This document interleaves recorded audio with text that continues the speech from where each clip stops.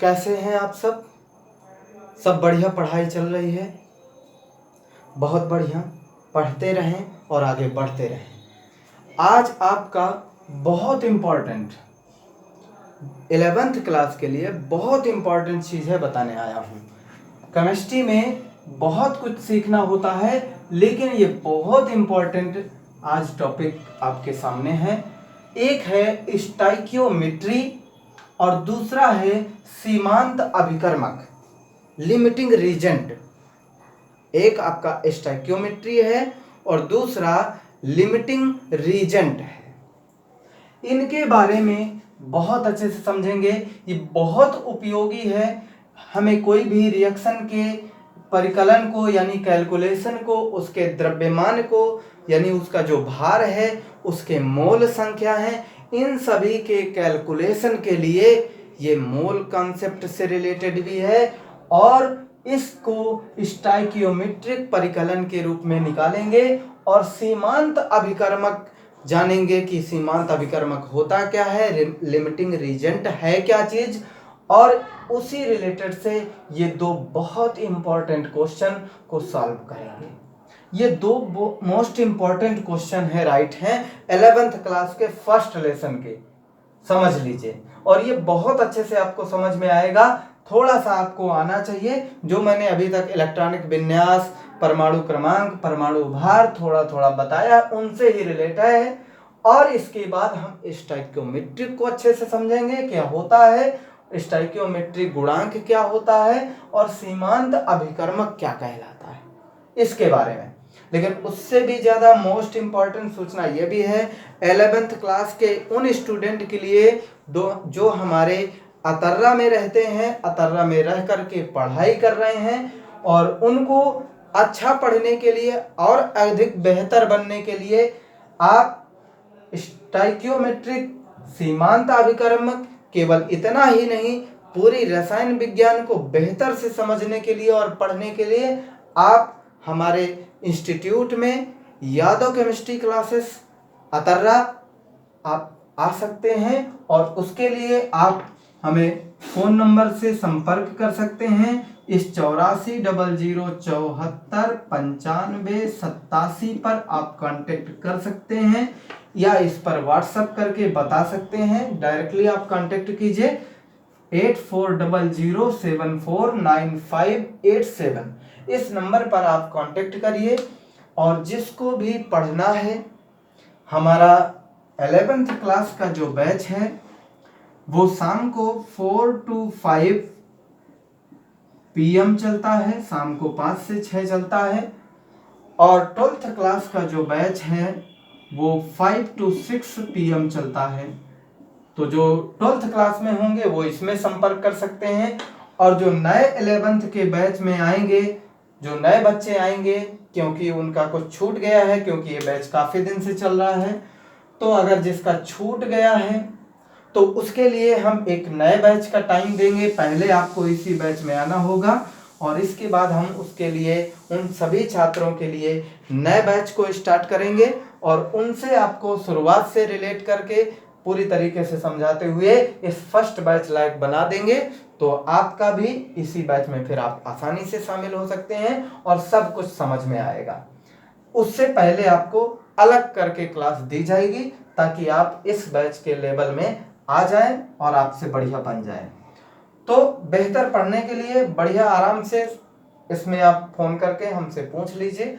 जो भी इच्छुक छात्र हैं, जो भी छात्राएं हैं जो अतर्रा में रह करके पढ़ रहे हैं और बेहतर पढ़ना चाहते हैं, क्योंकि बेटा बिना कोचिंग करके सिर्फ स्कूल के माध्यम से या सिर्फ छोटे छोटे 2-4 वीडियो से कुछ नहीं हो सकता। बहुत कुछ अच्छा नहीं कर सकते आप। अगर आपको अच्छा नंबर लाना है, अच्छा एग्जाम में क्वालिफाई करना है, बहुत अच्छा कुछ करके दिखाना है, रसायन विज्ञान को अच्छे से सीखना है, तो उसके लिए आपको यादव केमिस्ट्री इंस्टीट्यूट में आना ही पड़ेगा। हमारी लखन कॉलोनी में, अतर्रा में लखन कॉलोनी में कोचिंग होने जा रही है। वहाँ पर आप पता करके या आप इस नंबर पर फ़ोन करके कांटेक्ट कर सकते हैं और हमसे बात करके जो भी है, आपका जो भी पढ़ना चाहते हैं वो अपना फ़ोन करके हमसे बात करें और आगे बढ़ें। और हम चाहेंगे कि आपको बेहतर पढ़ाने और आपका जो छूटा है, जो कुछ छूट गया है, जो चीज़ें मिस्टेक है, नहीं बनती हैं, वो आप डायरेक्ट हमसे संपर्क करें और हम आपको अलग बैच दे करके पढ़ाएंगे, बेहतर पढ़ाने का काम करेंगे। आपका जो पीछे छूटा है वो सारा चीज़ क्लियर कर देंगे, कोई दिक्कत नहीं होगी। तो ठीक है, ये थी आपके लिए बहुत इंपॉर्टेंट सूचना। 11th क्लास के लिए नया बैच स्टार्ट हो रहा है, उसमें आप ज्वाइन कर सकते हैं। जो भी समस्याएं हैं उनको शुरू से बताते हुए हम उनको समाप्त करेंगे और बेहतर तैयार करेंगे आपको केमिस्ट्री में। तो और यही चीज़ सूचना 12th क्लास के लिए है। 12th क्लास के जो भी स्टूडेंट हैं हमारे इस वीडियो को जो देख रहे हैं, तो उनके लिए यही सूचना है कि शाम को 5 से 6 पर बैच को ज्वाइन करें। जो भी समस्याएं हैं वो डायरेक्ट आप हमें बता सकते हैं, उनको सॉल्व किया जाएगा। और इसके बाद एक सूचना ये है कि भाई जो भी आपको प्रॉब्लम है वो आप हमसे शेयर कर सकते हैं। मैंने आपको स्पष्ट बता दिया कि वीडियो में बहुत सारी चीज़ें, बहुत सारी डिटेल नहीं बताई जा सकती, वीडियो बहुत ज़्यादा लंबा हो जाता है। इसलिए आपको डिटेल में अगर कोई चीज़ की जानकारी लेकर के पढ़ना है, केमिस्ट्री को अच्छा तैयार करना है, तो आपको यादव केमिस्ट्री क्लासेस में आना होगा और उसमें एडमिशन लेकर के साल भर पढ़िए और आराम से पढ़ते रहिए और आगे अच्छा करें। ठीक है, तो ये थी आपके लिए सूचना। टाइम आपने देख ही लिया। और सबसे बात, वीडियो को सभी लोग देख लेते हैं, थोड़ा सा लाइक भी कर दिया करिए। जो बच्चे, अगर वीडियो पसंद आ जाता है, मतलब पसंद का मतलब होता है कि यहाँ कोई नाच गाना नहीं हो रहा है कि बहुत ज़्यादा पसंद आ जाएगा, लेकिन पढ़ने में ये सवाल, ये स्टोइकियोमेट्री होती क्या है, ये सीमांत अभिकर्मक होता क्या है, अगर ये हमारा समझाया हुआ आपको अच्छे से समझ में आ जाए तो आप वीडियो को लाइक कर दीजिए, कमेंट भी कर दीजिए कि सर हमको समझ में आ गया, या कोई और प्रॉब्लम है तो वो भी कमेंट करके बता दीजिए। और न्यू बैच ज्वाइन करने के लिए आप इस नंबर पर व्हाट्सअप करें, मैसेज करें या फ़ोन करें, और बस फाइनल। अब आते हैं हम अपने टॉपिक पर। ओके, चलिए वीडियो को लाइक कर दें, और जो चैनल को अभी तक सब्सक्राइब नहीं किए हैं तो वो रेड बटन दबा दें, वहां पर रेड बटन से सब्सक्राइब लिखा होगा, उसको सब्सक्राइब करके बटन दबा दें तो सब्सक्राइब चैनल हो जाएगा, तो हमारा भी मन हो जाएगा और आपका भी काम। कोई पैसा तो लगता नहीं है इसका कि आप सब्सक्राइब करने में, अगर हम सब्सक्राइब कर देंगे तो अरे सर जी को तो पैसा मिल जाएगा, है सर को पैसा मिल जाएगा, 10-20 रुपए, 50 रुपए, 1,000 रुपए मिल जाएगा, हम सर काहे को सब्सक्राइब करें, हैं सर को पैसा मिल जाएगा। तो ऐसा नहीं है बेटा, आप सब्सक्राइब कर दें, पैसा तो नहीं मिलना है, लेकिन हमारा मनोबल इससे बढ़ता है कि बहुत सारे स्टूडेंट हमारे वीडियो को देख रहे हैं। चलिए, ये हमारे टॉपिक है आज के, और हम इनको अच्छे से समझने का काम करेंगे। तो स्टोइकियोमेट्री क्या है? एक्चुअल में जो स्टोइकियोमेट्री दो शब्दों से मिलकर के बना है। तो स्टोइकियो माने एक एलिमेंट यानी तत्व होता है, और मिट्री या मिट्रियन जो होता है ये परिकलन, गणना, कैलकुलेशन कहता है, यानी सॉल्व करना, हल करना। किसी चीज को हम कैसे हल करेंगे, कैसे सॉल्व करके उसका आंसर निकालेंगे, ये परिकलन कहलाता है, स्टोइकियोमेट्री कहलाता है। यानी तत्वों का जो अणुभार है, यानी यहाँ पर जो स्टोइकियोमेट्री है, किस चीज का परिकलन करेंगे, हम तत्वों के परमाणु भार का परिकलन करेंगे, या कभी कभी हम उसके आयतन को भी परिकलित करेंगे। तो यहाँ पर हमें समझना है कि स्टोइकियोमेट्री क्या है। फॉर एग्जाम्पल में हमारे पास ये दो सवाल भी हैं, ठीक है। पहले हम एक जनरल भाषा में समझेंगे कि जैसे मान लीजिए कि आपके पास कि ए से कोई रिएक्शन करने के लिए बी के 2 मॉलिक्यूल लगते हैं। ए से पूर्ण अभिक्रिया कराने में, माने ए को खत्म करने के लिए बी के 2 मोल लगते हैं, ये 2 लगते हैं, 2 परमाणु लगते हैं, और बन करके कोई प्रोडक्ट सी बनता है, ठीक है। एक ये रिएक्शन हो गई।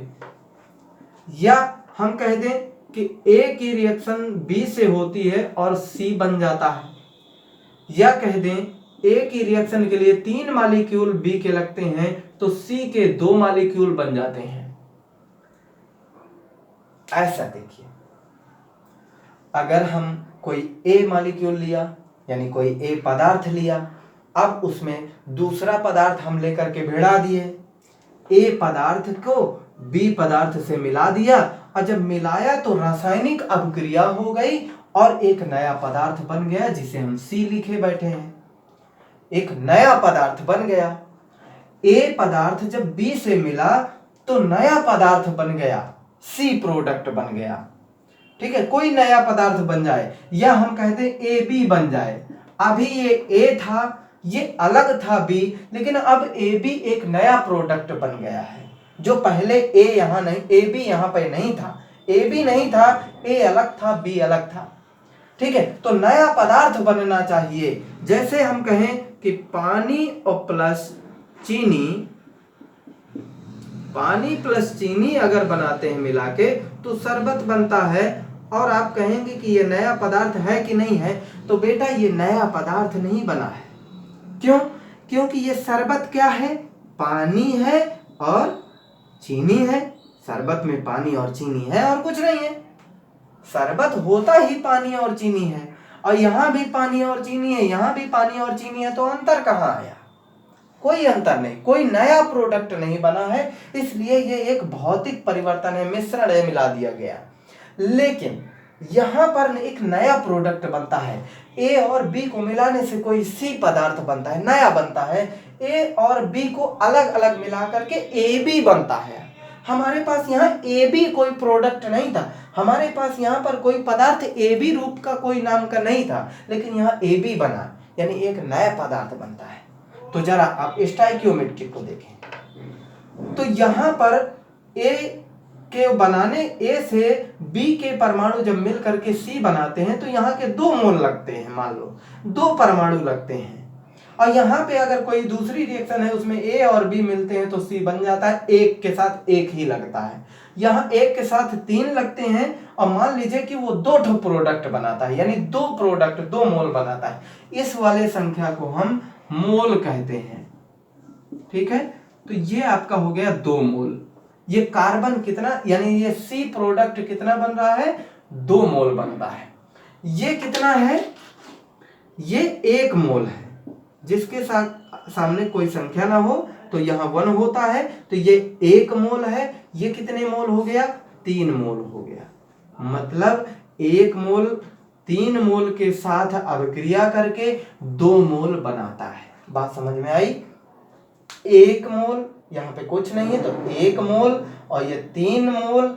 एक ये पदार्थ के मोल जो होता है, पदार्थ की इकाई होती है रसायन विज्ञान में, पदार्थ की इकाई यूनिट है ये मोल। मोल में हम पदार्थों की गणना करते हैं। तो ये 1 मोल है, ये 3 मोल है। इसका मतलब 1 मोल पदार्थ इस पदार्थ के 3 मोल से मिल करके 2 मोल ये प्रोडक्ट बनाता है। इसमें अगर कहें तो इसका 1 मोल इसके 1 मोल से मिल करके 1 मोल प्रोडक्ट बनाता है, या इसमें कहें कि 1 मोल इसके 2 मोल से मिल करके 1 मोल सी बनाता है, यानी कोई प्रोडक्ट देता है। तो ये जो यहाँ पर 1, 3 ये जो यूज हो रहे हैं, ये जो यूज हो रहे हैं, इन्हीं को हम स्टोइकियोमेट्रिक गुणांक कहते हैं। ये स्टोइकियोमेट्रिक गुणांक हैं। अगर हम इसके एग्जाम्पल को हम पहले वाले से देखें, एक क्वेश्चन को सॉल्व कराएंगे। अभी आप स्टोइकियोमेट्रिक गुणांक बस संख्याएं बस देखिए, सिर्फ स्टोइकियोमेट्रिक गुणांक को देखिए। हमेशा रासायनिक अभिक्रिया बराबर संतुलित रूप में लिखी जाती है, संतुलित की जाती है। फॉर एग्जाम्पल में ये है आपका मेथेन के दहन से, जरा मेथेन को देखिए। मेथेन के दहन से, दहन का मतलब होता है जलाना, और ये जलाना का मतलब होता है ऑक्सीजन से क्रिया। तो मेथेन को जब ऑक्सीजन के साथ क्रिया कराई जाएगी तो कहता है जल की मात्रा परिकलित कीजिए। तो वो तो एक क्वेश्चन अलग चीज हो गया। हम इसकी रिएक्शन इससे जब देते हैं, यानी जब कोई पदार्थ को जलाते हैं, जब कोई पदार्थ को हम जलाते हैं यानी ऑक्सीजन से क्रिया कराते हैं, तो कार्बन डाइऑक्साइड और जल मुख्य रूप से निकलते हैं। कार्बन डाइऑक्साइड और जल मुख्य रूप से निकलते हैं। तो इस रिएक्शन को जरा गौर से देखिए। अभी ये रिएक्शन बैलेंस नहीं है, संतुलित नहीं है। कैसे पता संतुलित नहीं है? यहां पर देखिए ऑक्सीजन कितने हैं? 2 मॉलिक्यूल। ऑक्सीजन के 2 परमाणु हैं। ओके, ऑक्सीजन के 2 परमाणु हैं और इस साइड में भाई इधर के क्या कहलाते हैं, अभिकारक कहलाते हैं।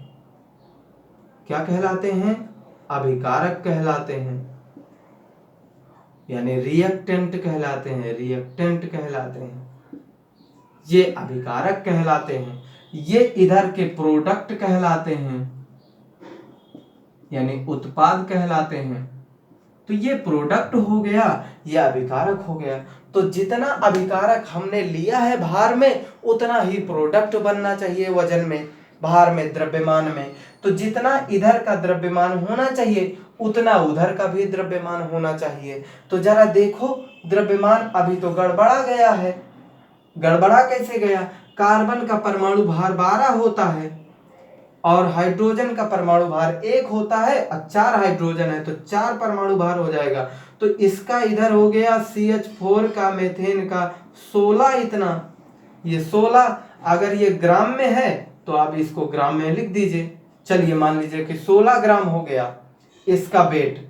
और ये ऑक्सीजन का एक परमाणु का, ऑक्सीजन का परमाणु क्रमांक 8 होता है और इसका जस्ट दूना 16 होता है परमाणु भार।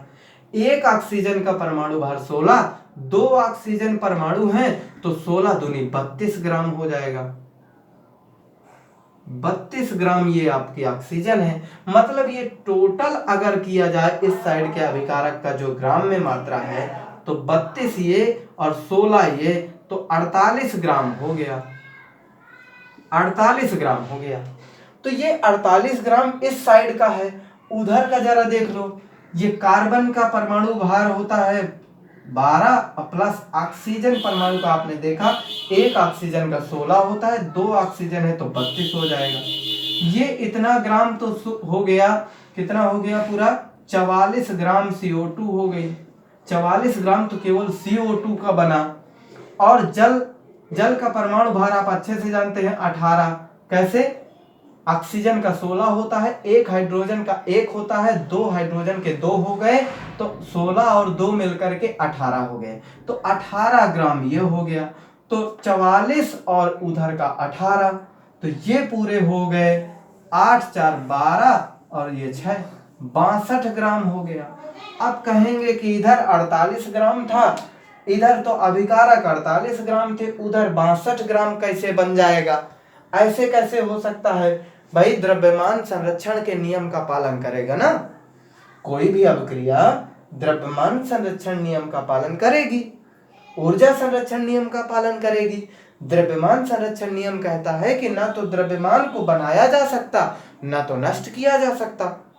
तो ये तो द्रव्यमान हमारा 48 ग्राम हमने पूरा लिया था, ये 62 ग्राम कैसे आ गया? भाई 62 ग्राम बन गया ना एक्स्ट्रा। तो भाई हमने तो कहा द्रव्यमान संरक्षण नियम में कि भाई द्रव्यमान तो कभी बनता नहीं है, ना बिगाड़ा जा सकता है। तो ये बन कैसे गया? इसलिए ये जो गड़बड़ी आ रही है, ये रिएक्शन बैलेंस नहीं है, इसलिए आ रही है।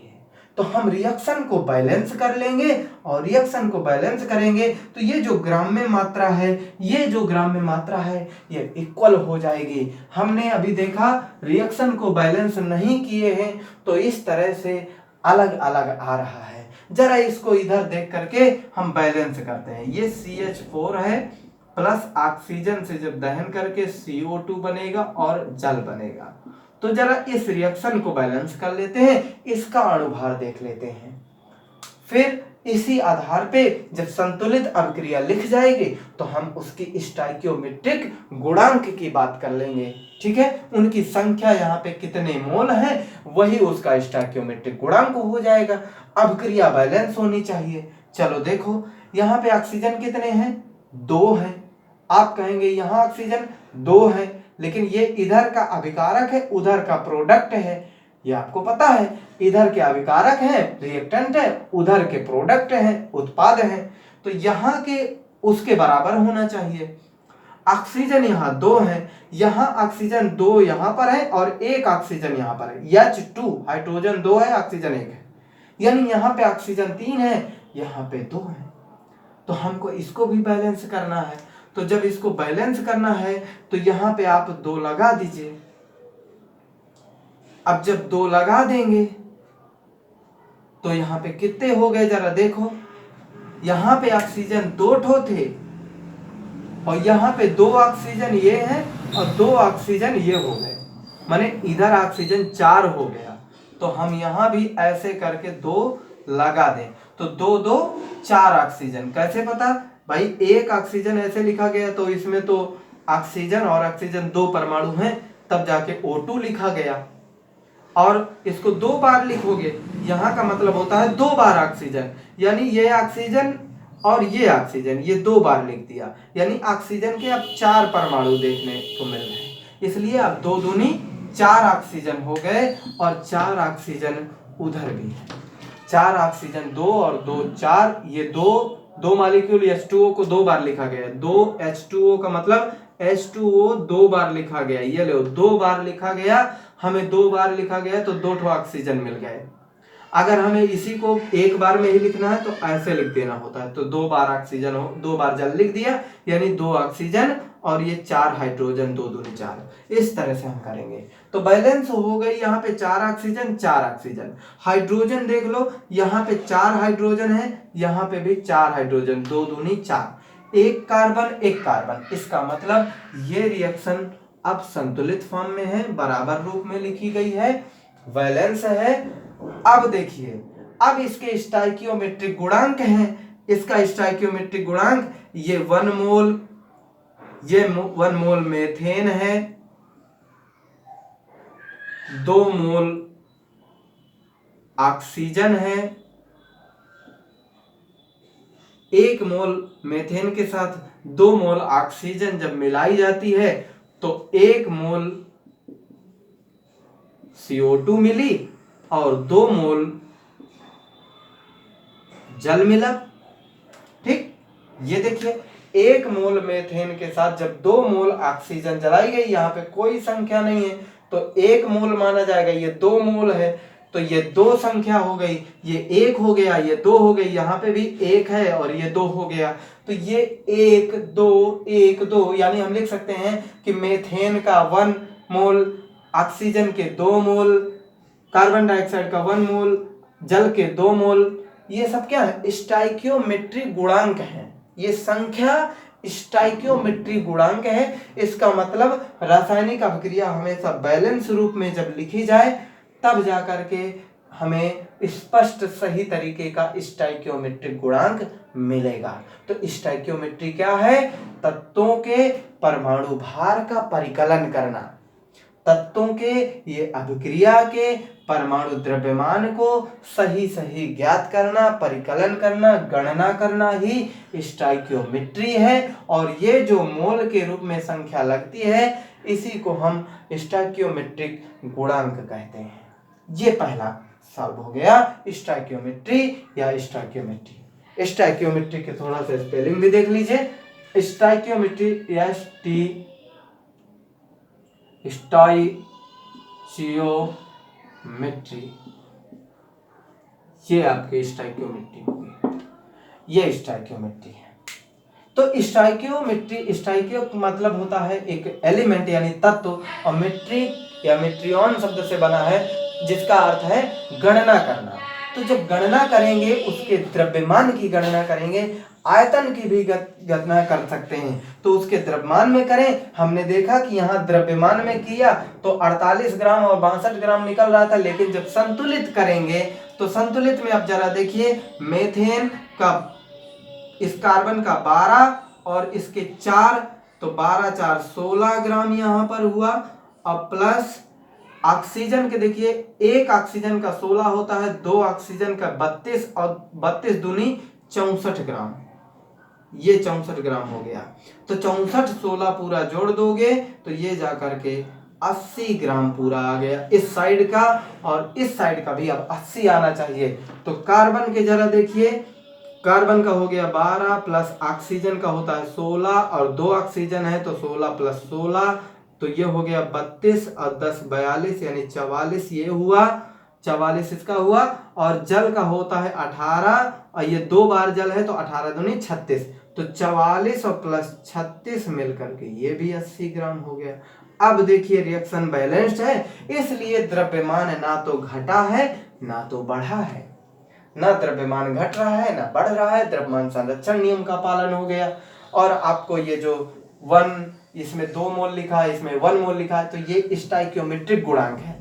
उत्पाद में यानी प्रोडक्ट में कार्बन डाइऑक्साइड 1 मोल यानी 1 कार्बन डाइऑक्साइड का 1 और जल का 2, ये उसके स्टाइकियोमेट्रिक गुणांक कहलाते हैं। ठीक है, ये क्लियर हो गया। अब हम बात करेंगे इसके न्यूमेरिकल की। इसके न्यूमेरिकल की बात करेंगे और इसी के बाद हम चर्चा करेंगे रीजेंट की। लिमिटिंग रीजेंट क्या होता है इसके बारे में।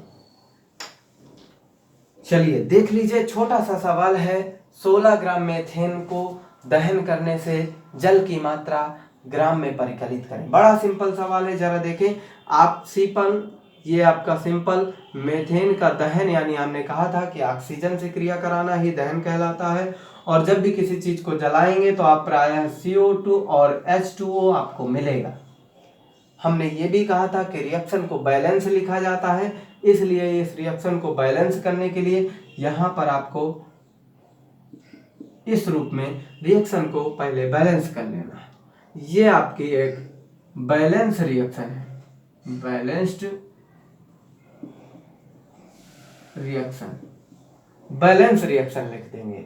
इसके बाद हम देख लेंगे कि कौन सी मीथेन, 16 ग्राम मीथेन, जरा इसका परमाणु भार देखो। अब कार्बन का होता है 12 और एक हाइड्रोजन का 1 होता है, तो 4 हाइड्रोजन के 4 हो गए, मतलब ये 16 ग्राम मीथेन है। ये ऑलरेडी 16 ग्राम मीथेन है, 16 ग्राम मीथेन है। खुद क्वेश्चन में ही 16 ग्राम मीथेन है। और इस 16 ग्राम से जरा जल देखो कितना बनता है। ये है जल, तो एक जल का अणुभार, पहले हाइड्रोजन के 2 ठो हो गए, 2 हाइड्रोजन के 2, एक हाइड्रोजन का परमाणु भार ऐसे 1 होता है, 1 परमाणु भार है, तो 2 हाइड्रोजन के 2 हो गए। और ऑक्सीजन का 16 होता है, तो 16 जोड़ दिया, माने टोटल 18 हो गया। और 2 बार है तो गुणे का कर देंगे 2, यानी 36 ग्राम। सिंपल, ये बात आपको क्लियर हो गई। अब जरा देखिए, पहले तो हमने ये निकाला कि ये रिएक्शन अगर मीथेन ऑक्सीजन के साथ जला करके बनता है जो जल, वो कितना बनता है, ये पहले हम रिएक्शन बैलेंस करके निकाल लिए कि 16 ग्राम मीथेन अगर जलाई जाती है तो 36 ग्राम जल निकलता है। 16 ग्राम मीथेन जलाई जाए, दहन किया जाए, तो 36 ग्राम आपका जल निकल रहा है। अब क्वेश्चन में क्या कहता है, क्वेश्चन में यही कह रहा है कि 16 ग्राम मीथेन जलाओगे तो कितने ग्राम जल मिलेगा। तो भैया 16 ग्राम क्वेश्चन में कह रहा है, तो आप जानते हैं कि 16 ग्राम जलाएंगे तो 36 ग्राम आपको जल मिल जाएगा। क्वेश्चन में अगर कह दिया होता कि चलो भाई 16 की जगह 32 ग्राम में कह दिया जाए, तो सिंपल आपका ये समीकरण बिल्कुल सेम रहेगा कि भैया 16 ग्राम मीथेन जलाते हैं तो आपको 36 ग्राम जल मिलता है। तो हमें कितने ग्राम जलाना है, 32 ग्राम जलाएंगे, तो समीकरण बन गया कि 16 ग्राम में 36, तो 32 ग्राम में x ग्राम जल मिल जाएगा। और ये आपके लिए बड़ा आसान हो गया। छोटी छोटी चीज है, ये दैनिक जीवन में उपयोग होता है कि 16 रुपए का कोई चीज इतना मिलता है तो 32 के कितने मिलेंगे। भाई 16 का दूना हुआ है तो 36 दूनी 72 हो जाएगा। भाई 16 ग्राम में 36 ग्राम मिलता है, तो 16 का जस्ट दूना ग्राम बढ़ा दिया गया, तो 36 दूनी 72 ग्राम जल मिल जाएगा। ऐसे निकाल लेंगे। ठीक, बड़ा सिंपल है, कोई दिक्कत नहीं। अच्छा, अगर इसी में कह दिया जाता कि भाई 32 ग्राम नहीं 30 ग्राम ले, 30 ग्राम मीथेन में, तो सिंपल है। आप इस रिएक्शन को देखिए, आप कहता है 16 ग्राम आप CH4 को अगर जलाते हैं तो 36 ग्राम आपका जल मिलता है, 36 ग्राम जल मिलता है। 16 ग्राम कैसे पता चला, रिएक्शन पहले आप जो बोलता है कि इसको इसके साथ दहन किया, मीथेन को ऑक्सीजन के साथ यानी जलाया जाए तो जल तथा CO2 मिलती है, मैंने आपको बताया। और इस रिएक्शन को बैलेंस कर लीजिए, इसका अणुभार निकालें तो 16 ग्राम आता है। जल से पूछ रहा है इसलिए जल का निकाल लेंगे 36 ग्राम। तो जब निकाल लिया तो आपको पता चल गया कि 16 ग्राम 36 ग्राम बनाता है, तो हमें 30 ग्राम अगर बनाएं, 30 ग्राम मीथेन को अगर जलाएं तो हमें x ग्राम जल प्राप्त होगा। चलिए सॉल्व कर लीजिए। x बटे 36 बराबर 30/16। ये आपको समीकरण छोटे छोटे हैं, ये सॉल्व करना आना चाहिए। और ये 36 इसके मल्टीप्लाई में गया तो x इक्वल हो गया 30 गुणे 36/16। अच्छा, ये आप डिवाइड कर दीजिए, मल्टीप्लाई करके डिवाइड कर दीजिए, जितना आ जाए वो ग्राम में मात्रा H2O की आ गई। अगर क्वेश्चन में कह देता कि भैया ये 16 ग्राम कर दें इसको, अब पहले जैसा 16 ग्राम मेथेन में दहन से प्राप्त जल की मात्रा ना कह के CO2 की मात्रा पूछ लेता, तो इसके बनाने से आप देखो CO2 कितनी मिल रही है। CO2 आपको 44 ग्राम मिल रही है, इसका अनुभार निकाल लो, 44 ग्राम आ गया, तो 44 ग्राम मिल रही है। 32 ग्राम में कह देते तो इसी का दूना करके 88 ग्राम आ जाता। इस तरह से हम कौन सा कितने ग्राम प्राप्त होगा, किसके कितने जलाने से कितने मोल रिएक्शन हो रहे हैं और कितने ग्राम पता चल रहा है, ये सारा चीज हम बड़ी आसानी से इसको निकाल सकते हैं। हमें अणुभार निकालना आना चाहिए। द्रव्यमान संख्या कैसे निकालते हैं मैंने इसके लिए आपको पढ़ाया है। फिर भी अगर किसी स्टूडेंट को ऐसी ढेर समस्याएं बन रही हैं तो बेटा बिना कोचिंग के 11th क्लास की केमिस्ट्री को सीखना, 12th क्लास में मजबूती से परफॉर्म करना ये नामुमकिन है। आप नहीं कर सकते हैं। घर में आप कितना भी पढ़ लीजिए आप नहीं कर पाएंगे। घर आपका घर की मुर्गी दाल बराबर हो जाती है। आप घर में एक दिन पढ़ेंगे 3 घंटे पढ़ लिया, एक दिन पढ़ेंगे अरे हम तो सर केमिस्ट्री में करके दिखाएंगे, घर में पढ़ के दिखाएंगे, अरे भैया बड़ा मुश्किल है, बड़ा मुश्किल है। कैसे? आप एक दिन बनाए अरे हम तो केमिस्ट्री अब रोज पढ़ेंगे, रोज पढ़ेंगे, 2-2 घंटे पढ़ेंगे, 3 घंटे पढ़ेंगे। चलिए आपने 3 दिन लगातार पढ़ा 3 घंटे, इसके बाद भैया आज काम पड़ गया, नहीं पढ़ा, 1 घंटा पढ़ा, आज सो रहे हैं, आज तबीयत खराब है तो आज मन नहीं कर रहा, आज कह रही है मम्मी कह रहे नहीं ये काम कर लो, वो तो बाद में हो जाएगा, वो करने लगे। कभी हम रिश्तेदारी में चले गए, काहे? क्योंकि वो अब निर्धारित नहीं हुआ ना। क्योंकि आपको कोचिंग जाना होता तो टेंशन रहती कि नहीं मुझे वहां कोचिंग जाना है, और यहाँ तो क्या है, अरे शाम को पढ़ लेंगे, शाम को नहीं टाइम मिला तो कल 6 घंटे पढ़ लेंगे। भाई आज 3 घंटे पढ़ते थे, आज नहीं पढ़ पाए तो कल 6 घंटा पढ़ लेंगे। अरे भैया तुम जब 6 घंटा पढ़ोगे ना तो सारा का चारा सब भूल जाएगा, कुछ नहीं समझ में आएगा। थोड़ा थोड़ा थोड़ा थोड़ा भरने से आता है। रेगुलरिटी बहुत जरूरी है और वो चीज़ आपको कोचिंग में मिलती है। रेगुलर आप कोचिंग में आते हैं, 1 घंटे पढ़ के जाते हैं, फिर घर में 1 घंटा उसी को पढ़ते हैं। आधे 50 मिनट आप कोचिंग में पढ़े, फिर घर में 50 मिनट पढ़े, वो आपका 2 बार रेगुलर हो रहा है काम। अगर आप घर में नहीं भी पढ़े तो दूसरे दिन यहाँ थोड़ा सा रिवाइज भी हो जाता है 5 मिनट में जो पढ़ाया जाता है, और फिर 50 मिनट पढ़ाया जाता है। तो वो कहीं ना कहीं आपका रेगुलर फॉर्म में जब साल भर चलता है तो बहुत बेहतरीन परफॉर्मेंस करते हैं आप लोग, बहुत अच्छा रिजल्ट आता है। कम से कम कमज़ोर से कमज़ोर बच्चा भी 80-85 नंबर लाता है, 90 नंबर लाता है। जो अच्छा पढ़ेगा, अच्छा करेगा तो वो 95 प्लस जाएगा। तो इसीलिए आप बिल्कुल सिर्फ केवल वीडियो के सहारे, सिर्फ स्कूल के सहारे इतना अच्छा परफॉर्मेंस आप नहीं कर पाएंगे। इसलिए मैं कहता हूँ जिसको भी अच्छे से केमिस्ट्री को सीखना है, मैंने पहले भी बताया है नंबर, आप इस नंबर पर 8400749587 पर, आप कुछ बच्चे हैं इंग्लिश में समझते हैं, इंग्लिश हिंदी नहीं आती है कि क्या बोल गए सर, तो 8400749587 पर आप फ़ोन करें और कोचिंग का समय पूछ लें और अपनी कोचिंग ज्वाइन कर लें। जो छात्र नए होंगे, नहीं मालूम होगा कुछ, उनके लिए मैं नया बैच स्टार्ट करके उनके लिए एक्स्ट्रा टाइम दे करके उनको पहले जैसे बैच का बना दूंगा और उनको शामिल कर दूंगा, उसी में पहले वाले बैच में शामिल होकर के सभी पढ़ेंगे। तो आप अध्ययन के लिए Yadav chemistry institute Atarra Lakhan colony में आप आ सकते हैं, जो भी स्टूडेंट अतर्रा के लिए हैं।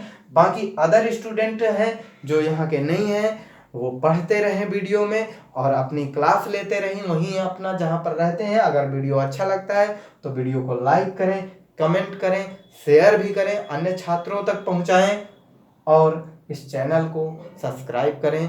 सभी को बोलें कि भैया इस वीडियो को देखिए, अच्छा है, केमिस्ट्री अच्छी समझ में आएगी, आपको बेहतर बनेंगे। ठीक है, तो हमारी यही कामना है कि आप बेहतर पढ़ें और बेहतर बने। सेकेंड इस चैप्टर की बात करते हैं, इस टॉपिक की बात करते हैं। पहला आपका सवाल सॉल्व कर दिया मैंने, अब सेकंड की बात करेंगे हम। इस सेकंड में सीमांत अभिकर्मक लिमिटिंग रीजेंट है। ये जरा आप समझें, लिमिटिंग रीजेंट क्या होता है। लिमिटिंग रीजेंट, इस लिमिटिंग रीजेंट को बहुत अच्छे से समझें और फिर इस क्वेश्चन को सॉल्व करेंगे। तो लिमिटिंग रीजेंट, लिमिट माने होता है एक सीमित मात्रा, लिमिट है किसी चीज की, एकदम भाई कहते हैं लिमिट में रहो, यानी सीमित रहो, ज्यादा मत बोलो। और रीजेंट माने एक अभिकर्मक होता है जो क्रिया को कराता है, क्रिया को बढ़ाता है, क्रिया को रोकता है। कब रोकेगा, कब बढ़ाएगा, ये मैटर करता है, ये सारा चीज रीजेंट करता है। जैसे मान लीजिए कोई अभिक्रिया हमने कराई, A प्लस B दोनों को मिला दिया, कोई प्रोडक्ट C बनेगा। लेकिन अगर मान लीजिए कि ये 50 ग्राम है और इसका ये 50 ग्राम को कराने के लिए 50 ग्राम लगता हो, A 50 ग्राम हो, B 50 ग्राम हो, तब जाकर के पूरी रिएक्शन बनती हो और कोई नया प्रोडक्ट बनता हो।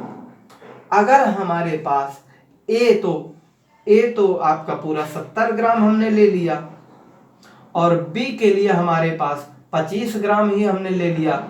भाई हम एक बाल्टी में कितनी चीनी ले रहे हैं, कितना पानी ले रहे हैं, तो ये तो हमारे बस में है ना कि हम B को 25 ग्राम लें, इसको 70 ग्राम कर दें, तो C कुछ ना कुछ तो बनेगा। भाई बनेगा बिल्कुल, A मिलके B से बनाएगा प्रोडक्ट, नया प्रोडक्ट तो बनेगा। ये अभिकारक है और ये प्रोडक्ट है, अभिकारक है, ये उत्पाद है, ये आपस में मिल करके प्रोडक्ट को बनाएगा। लेकिन आपने देखा कि अगर 50 ग्राम में 50 ग्राम लगता है तो भैया बनता है, पूरा हो जाएगी रिएक्शन। अभी तो यहाँ पर ये 25 ग्राम है, तो ध्यान से समझना है कि 25 ग्राम को, भाई जब 50 ग्राम के साथ 50 ग्राम लगता है तो 25 ग्राम के साथ 25 ग्राम यूज होगा कि नहीं होगा, बताओ। ये 50 ग्राम अगर मान लीजिए 50 ग्राम लगता है सपोज, तो ये 50 ग्राम के साथ 50 ग्राम लगता है, तो यहाँ 25 ग्राम के साथ 25 ग्राम ना इसका यूज हो जाएगा। तो 25 ग्राम के साथ 25 ग्राम बनेगा, तो 50 ग्राम के साथ 50 ग्राम मिला करके 50 ग्राम आपने सी बनाया, मान लीजिए कोई नया प्रोडक्ट। भाई लिमिटिंग रीजेंट जानना चाहते हो तो पहले हमने ये देखा कि A कोई पदार्थ लिया, B पदार्थ लिया, दोनों को मिला दिया और मिलाने के बाद जो नया पदार्थ बनेगा तो रासायनिक अभिक्रिया हो गई, तो नया पदार्थ बना। और नया पदार्थ बना, आपने 50 ग्राम इसको लिया, 50 ग्राम इसको लिया, तो 50 ग्राम नया प्रोडक्ट बन गया। अब जब नया प्रोडक्ट बन गया तो आपने ये देखा कि 50 ग्राम के साथ 50 ग्राम लगता है, यानी 1 ग्राम के साथ 1 ग्राम यूज होगा। तो यहाँ पर 25 ग्राम के साथ 25 ग्राम यूज होना, ठीक है। 25 ग्राम इसके साथ 25 ग्राम के साथ 25 ग्राम यूज होगा, तो इसका अभी भी 45 इसका बचा रहेगा, है ना। 45 ग्राम अभी भी शेष रह जाएगा, ये पूरा खत्म हो जाएगा। B 25 ग्राम के साथ 25 ग्राम के साथ मिला देगा और 25 ग्राम इसको बना देगा।